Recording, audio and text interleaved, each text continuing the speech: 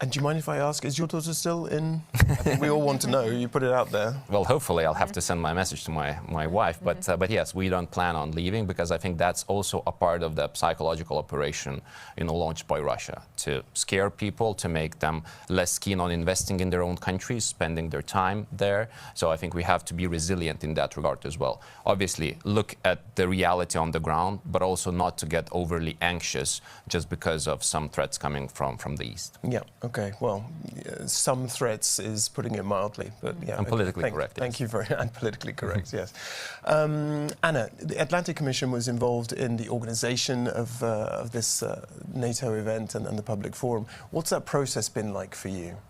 So the Netherlands Atlantic Association is working very closely with NATO and the Dutch government and colleagues from the Klingendael Institute, the Hague Center for Strategic Studies, to other think tanks here in The Hague on shaping the program that you'll see unfold today and tomorrow. We're hugely excited because we're really trying to turn the summit inside out, to have the leaders come to the stage and explain why decisions have been taken and what it means for all of us. But we've also tried to use the wealth of knowledge and experience amongst participants and put those leading voices on NATO and the transatlantic bond, put them around the table, make sure that they have a chance to comment and to analyze. So you'll see leaders explaining the decisions top down, but also all of us here around this table with you, Ikenna, discussing and analyzing what these decisions are going to mean for us. Yeah. Analyzing what these decisions are going to mean for us. Yeah, and I said Atlantic Commission, I meant Atlantic Association, of course, thanks.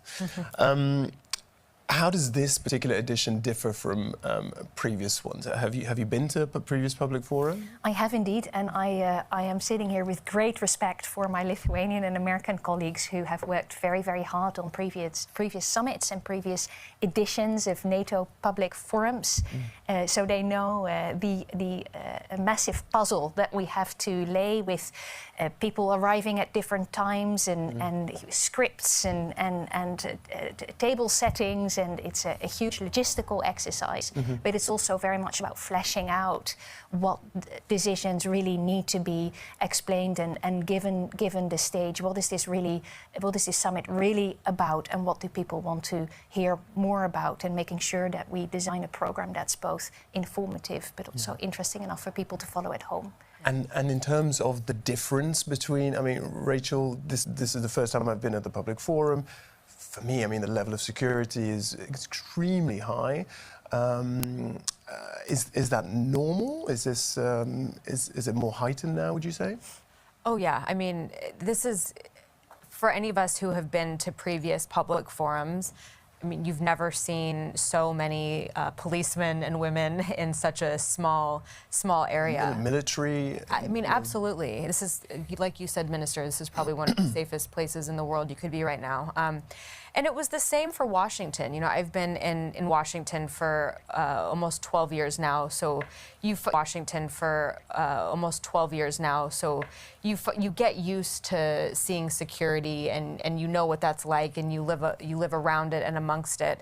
But when you have not even just 32 world leaders, but more than that, with the leaders of the indo-pacific countries coming as well, when you have all of them descending on Washington, it's a very small city, in just a matter of a couple of days, you see the nature of the city really change. And for people that aren't involved in the public forum or aren't involved in foreign policy and national security, it can be a little bit unnerving, because you're walking down the street and you're walking by, you know, Humvees and armored vehicles and tanks. I haven't seen any here, but I'm sure they're around. And so the effort that goes into that, just making sure that it goes off without a hitch. I mean, that's just what you see in front. Everything that's going on behind the scenes, like you were mentioning, it's like a duck